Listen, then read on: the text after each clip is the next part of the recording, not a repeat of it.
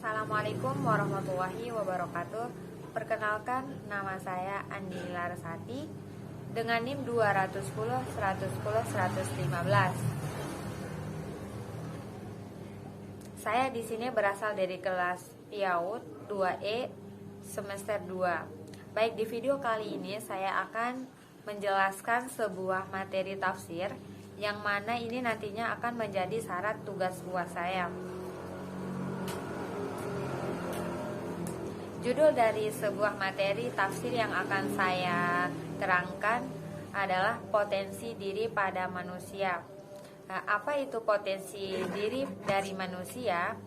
Potensi dari diri manusia adalah kemampuan besar yang dimiliki oleh manusia yang masih terpendam dalam diri manusia.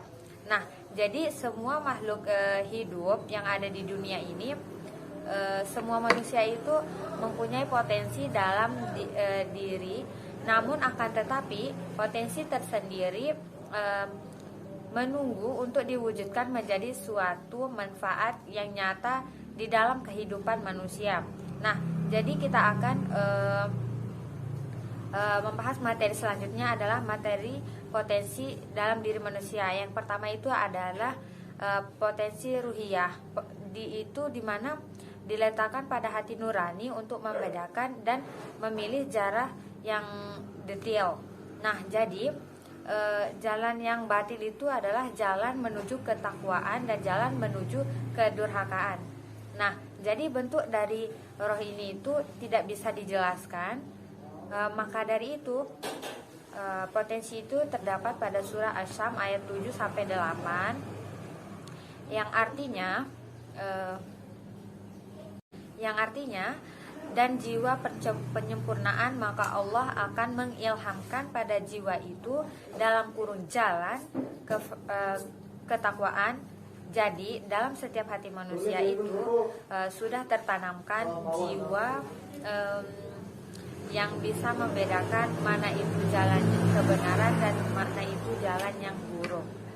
Saya kira bisa menjelaskan itu saja. Terima kasih.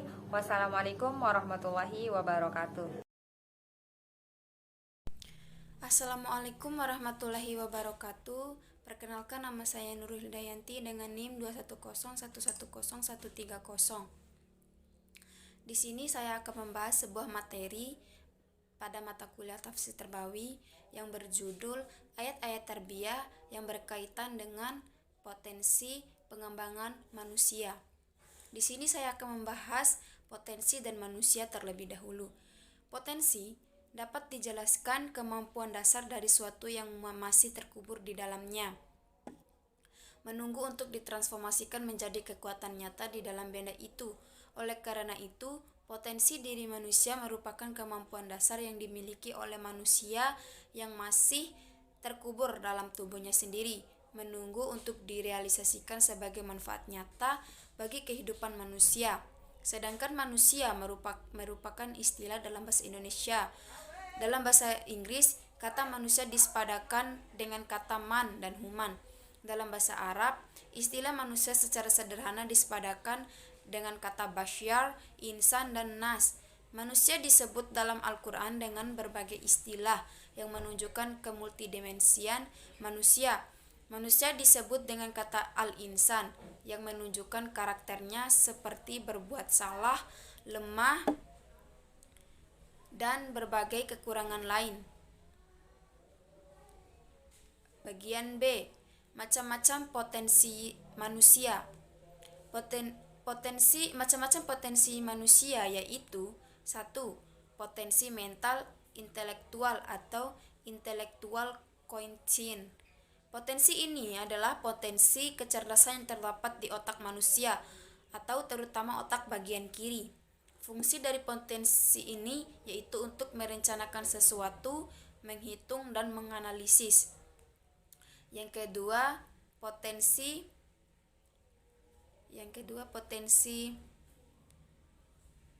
sosial emosional atau emotional quotients. Potensi ini sama dengan potensi mental intelektual, tetapi potensi ini terdapat di otak manusia bagian kanan. Fungsinya antara lain untuk bertanggung jawab, mengendalikan amarah, motivasi, dan kesadaran diri. Yang ketiga, potensi mental spiritual atau spiritual quotient. Potensi ini merupakan potensi kecerdasan yang berasal dari dalam diri manusia yang berhubungan dengan kesadaran jiwa, bukan hanya untuk mengetahui norma, tapi untuk menemukan norma. Yang keempat, potensi daya juang atau adversity quotient. Sama seperti potensi mental spiritual, potensi daya juang juga berasal dari dalam diri manusia dan berhubungan dengan keuletan atau ketangguhan dan daya juang yang tinggi. Yang kelima, potensi fisik atau psikomotorik. Ini merupakan potensi fisik manusia yang dapat diberdayakan sesuai fungsinya untuk saling membagi kepentingan, untuk memenuhi kebutuhan hidupnya.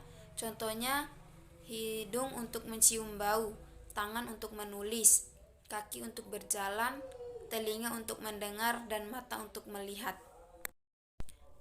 Abdul Mujid dan Yusuf Mudzakir menyebutkan beberapa potensi manusia yang terbagi ke dalam 8 bagian, yaitu 1. Fitrah, 2. Struktur manusia. Struktur manusia terdiri dari jasmani, rohani, dan nafsani. Nafsani terdiri atas 3 macam, yaitu qalb, akil, dan hawa nafsu. Yang ketiga, al-hayah. Yang keempat, al-khuluq atau karakter. Yang kelima, al-taub. Yang keenam, al-saziyah atau bakat. Yang ketujuh, al-sifat. Yang kedelapan, al-amal atau perilaku. Semua manusia tanpa terkecuali berstatus luhur, yaitu fitrah atau suci, dan tidak ada anak yang membawa potensi buruk. Namun dengan 2 kemungkinan, anak menjadi baik atau buruk. Dorongan dari 2 kemungkinan ini disebut keinginan. 1. Potensi fitrah. Fitrah merupakan potensi spiritual utama yang dimiliki seorang anak setelah lahir. Fitrah menandai kesucian anak, yakni nilai keutuhan. Yang kedua, potensi keinginan. Ada 2 kecenderungan atau baik dan buruk, hasrat seksual potensia.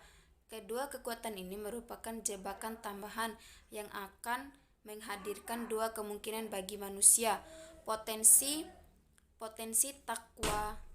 takwaha mendorong orang untuk menyadari nilai alaminya, sedangkan potensi fuzuroha atau fasik mendorong manusia menjauh dari ulah fitrah dirinya. Bagian C, ayat-ayat Al-Quran tentang potensi pengembangan manusia. Yang pertama, Quran Surat An-An'am, yang artinya, aku hadapkan wajahku kepada Allah yang menciptakan langit dan bumi dengan penuh kepasrahan atau mengikuti agama yang benar, dan aku bukanlah termaksud orang-orang musyrik. Yang kedua, Quran Surat Ar-Rum ayat 30, artinya, maka hadapkanlah wajahmu dengan lurus kepada agama atau Islam sesuai fitrah Allah, disebabkan Dia telah menciptakan manusia menurut fitrah itu. Tidak ada perubahan pada ciptaan Allah. Itulah agama yang lurus, tetapi kebanyakan manusia tidak mengetahui. Yang ketiga, Quran Surat An-Anbiya ayat 34, artinya, setiap yang bernyawa akan merasakan mati. Kami akan menguji kamu dengan keburukan dan kebaikan sebagai cobaan, dan kamu akan dikembalikan hanya kepada kami. Kesimpulan,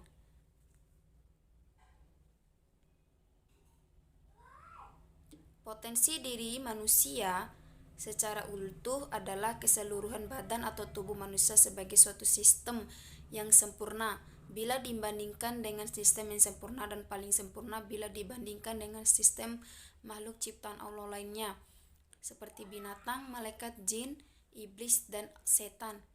Apabila diidentifikasi, potensi-potensi yang telah ada pada diri manusia adalah akal, pikiran, hati, dan indera.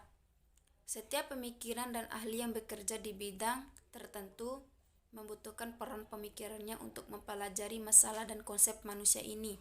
Pandangan lain adalah bahwa dalam agama atau teologi, konsep manusia juga telah dipelajari dan diberi penjelasan tertentu.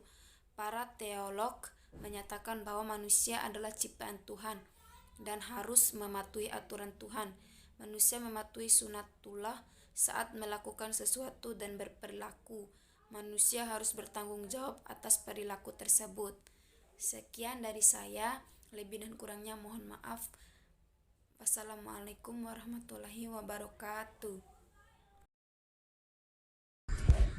Baik, assalamualaikum warahmatullahi wabarakatuh. Perkenalkan, nama saya Mulyani dengan nomor NIM 21011010134. Di sini saya akan mempresentasikan hasil UAS materi yang saya dapatkan, yaitu ayat-ayat tarbiyah yang berkaitan dengan potensi pengembangan manusia.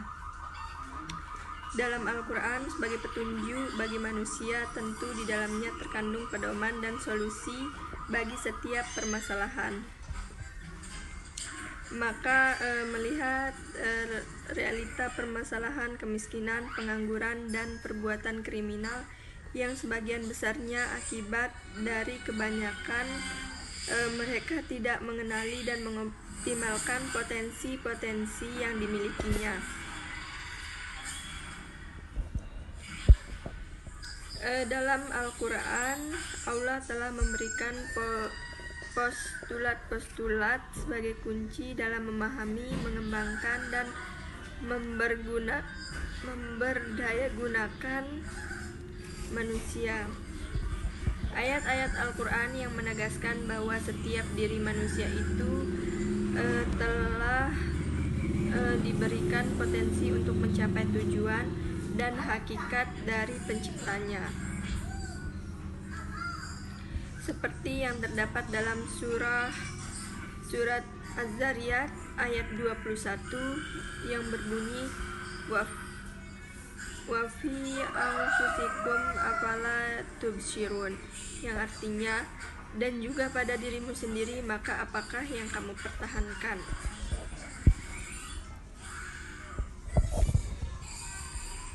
Namun tidak sedikit manusia melalaikannya, tidak memperhatikan dan menggunakan potensinya dengan baik.